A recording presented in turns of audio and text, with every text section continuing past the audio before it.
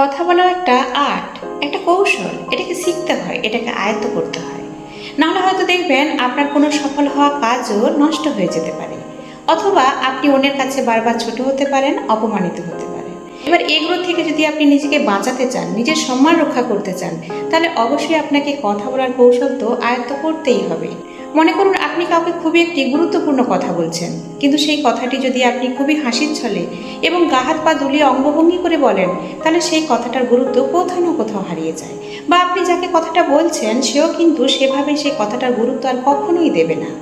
বা আপনি ধরুন কোনো মজার কথাই বলছেন, কোনো হাসির কথাই বলছেন, কিন্তু সেই কথাটাকেও যদি আপনি খুবই কঠিনভাবে, রূঢ়ভাবে বলেন, তাহলে সেই কথার মধ্যে থাকা মজাটাই কোথাও না কোথাও হারিয়ে যায়। আবার মনে করুন যে আপনি কাউকে অনুরোধ করছেন, কিন্তু আপনার কথায়, আপনার বডি ল্যাঙ্গুয়েজে যদি সেই অনুরোধের প্রকাশ না থাকে, কাউকে কৃতজ্ঞতা দেখাচ্ছেন, সেই কৃতজ্ঞতার প্রকাশ যদি না থাকে, তাহলে কিন্তু সেই কথাটাও আর গুরুত্ব পায় না। অথবা মনে করুন আপনি কোনো চাকরির ইন্টারভিউ দিতে গেছেন, সেখানেও যদি আপনার কথা বলার শালীনতা ঠিক না থাকে বা আপনার বডি ল্যাঙ্গুয়েজ ঠিক না থাকে, আপনি আপনার কথা বলার কৌশল যদি ঠিকঠাক প্রয়োগ করতে না পারেন, তাহলে সেখানেও কিন্তু আপনি বিফল হয়ে যেতে পারেন।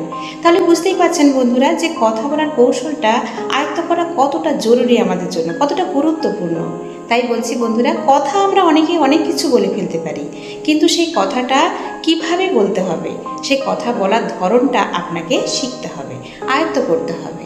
এবং আপনি কোন কথা কাকে কিভাবে বলবেন, সেটা আপনাকে নিজেকেই ঠিক করতে হবে।